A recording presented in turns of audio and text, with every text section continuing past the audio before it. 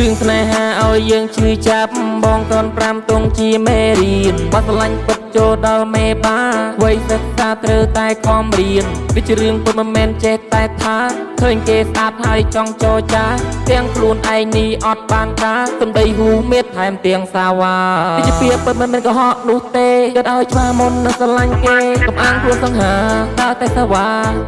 កុហកតែកូនស្រីគេឲ្យគេទឹកភ្នែកយីប្រូ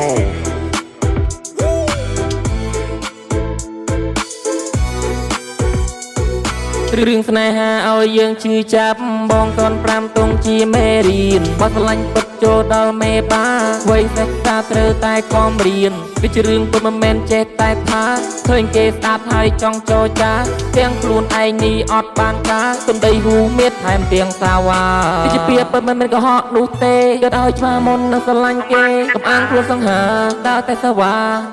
កុហកតែកូនស្រីគេឲ្យគេទឹកភ្នែកកុំអាងខ្លួនសង្ហាដើរតែសាវ៉ា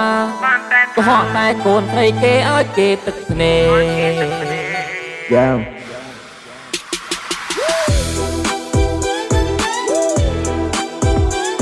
យ៉ាវ